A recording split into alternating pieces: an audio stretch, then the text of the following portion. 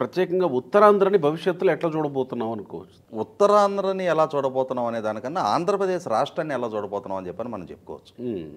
Google అనుబంధ సంస్థ Raiden వాళ్ళు ఒక 87,000 కోట్ల రూపాయలు విశాఖపట్నంలో డేటా సెంటర్ అభివృద్ధి కోసం పెట్టుబడి పెట్టబోతున్నారు. అంటే సుమారుగా $10 బిలియన్ పెట్టుబడి వాళ్ళు విశాఖపట్నంలో పెట్టుబడి పెట్టబోతున్నారు అని చెప్పని గత 3-4 రోజులుగా చాలా విస్తృతంగా చర్చ జరుగుతూ ఉంది.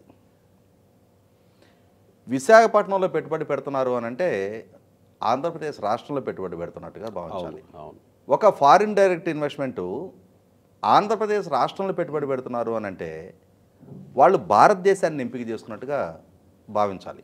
ఒక విదేశీ పెట్టుబడిదారుడు భారతదేశంలో పెట్టుబడి పెట్టాలి అని చెప్పని ఒక నిర్ణయం తీసుకున్న తర్వాత భారతదేశంలో ఉన్న 29 రాష్ట్రాల మధ్య ఒక ఆరోగ్యకర పోటీ నెలకొంటుంది. మా రాష్ట్రానికి ఆ పెట్టుబడి రప్పించుకోవాలి అని చెప్పి. కరెక్ట్. అటువంటి ఒక ఆరోగ్యకర పోటీలో ఒక రన్నింగ్ రేస్ అనుకుందాం మనం. ఆ రేస్లో లైన్ దగ్గరకు వచ్చి ఆ రిబ్బన్ ఎవరు టచ్ చేస్తే వాళ్ళు విజేతలు. మిగతాదంతా పరిగెత్తిందంతా ఒక లెక్క.